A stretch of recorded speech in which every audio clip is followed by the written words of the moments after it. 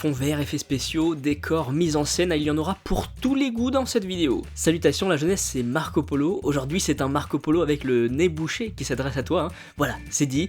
Et on se retrouve une fois de plus autour de 9 scènes Harry Potter vues des coulisses.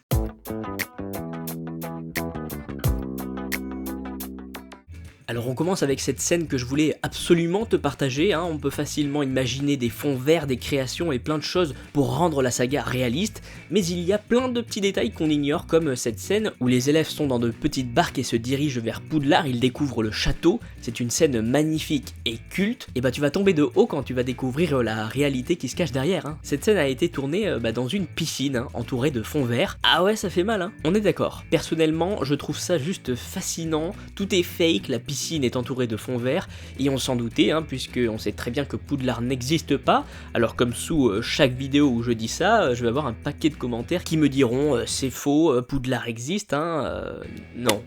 Non. Des maquettes ont été créées, dont une maquette géante, différents châteaux ont été utilisés pour filmer des plans de Poudlard, mais le château de Poudlard n'existe nulle autre part que dans les films ou les livres.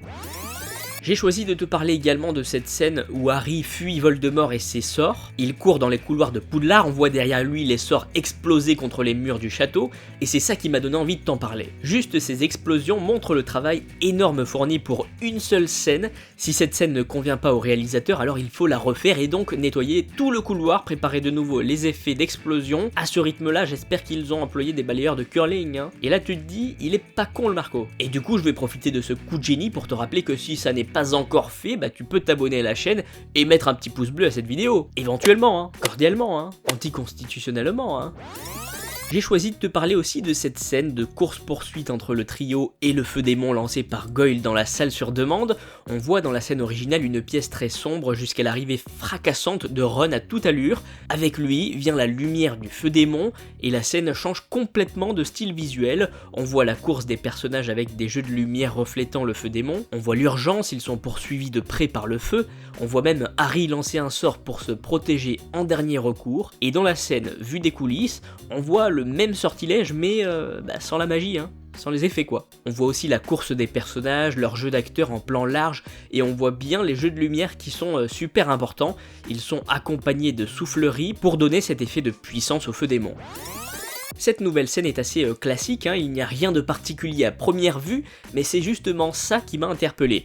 Alors j'ai pris soin de comparer les deux versions, et comme c'est une scène sans trop d'effets particuliers, cela permet de se concentrer sur d'autres choses comme la qualité de l'image. Dans la scène originale, on voit une pièce très sombre, à l'image des derniers films de la saga finalement, on se croirait presque dans une grotte. Côté coulisses, quand on regarde une vidéo qui n'a aucune retouche, on s'aperçoit vite de la différence de luminosité, de couleur, on se croirait presque dans une autre scène. C'est ce qui nous montre finalement la qualité du travail de l'image et tout le boulot effectué en post-production. J'ai trouvé ça original et intéressant à te partager.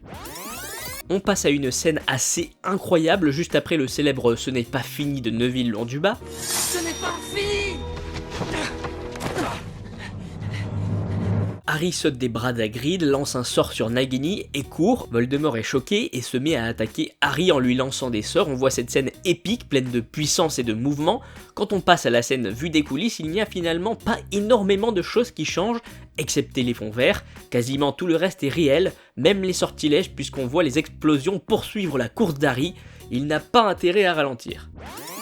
Place à une scène de combat. Poudlard est en guerre, on voit les personnages principaux se battre, mais aussi plein d'autres sorciers en arrière-plan. Une vraie bataille avec plein de sortilèges qui explosent dans tous les sens. Du côté des coulisses, on voit justement tous ces sorciers d'arrière-plan combattre, mais c'est vrai que sans la magie, ça perd quand même un petit peu de son charme, hein. On voit donc les acteurs combattre et suivre de vraies chorégraphies, hein. Bah oui, ils ne font pas juste semblant de se battre comme des gamins de 8 ans, ils suivent une chorégraphie de combat. C'est ce qui permet de rendre ces duels réalistes, crédibles et de faire en sorte qu'on ne voit pas en arrière-plan un acteur se prendre un sort et ne pas mourir parce qu'il regardait autre part, tu vois. Ce serait moyen quoi.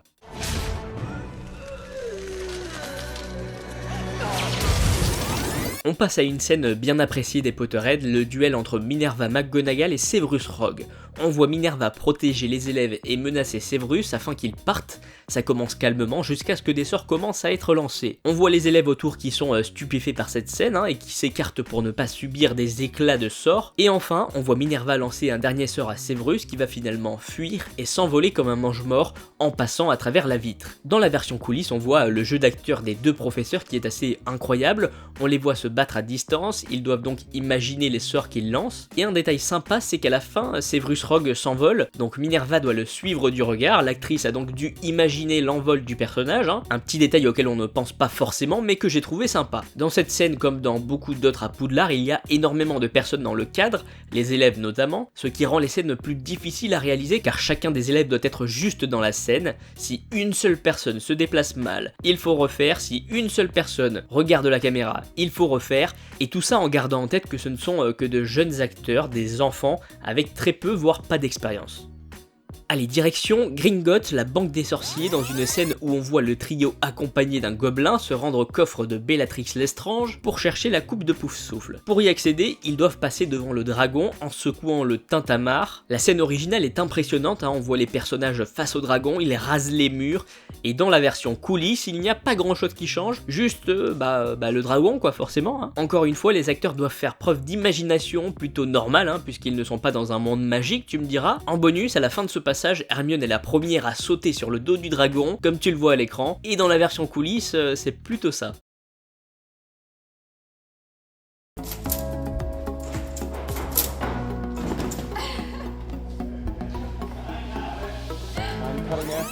Je te propose une scène en plus de bataille, de combat, et pas n'importe laquelle, on est en pleine bataille de Poudlard, c'est clairement la guerre, ça attaque dans tous les sens, il y a du feu, du chaos, et on peut revoir tout ça dans la version coulisses, c'est incroyable comme la mise en scène est présente, tout est là, sauf les sortilèges évidemment, mais les acteurs se baladent dans une zone de guerre, ça a dû rendre le jeu d'acteur bien plus facile, ils s'y croyaient presque. Il y a un décor incroyable, du feu, de l'action, bref, tout ce qu'il fallait pour rendre cette scène réaliste. Dis-moi en commentaire quelle scène tu as préférée dans cette vidéo, et pourquoi pas quelle scène tu aimerais voir dans une prochaine vidéo. Je te remercie d'avoir répondu présent, c'était Marco Polo, et puis je te dis à très vite.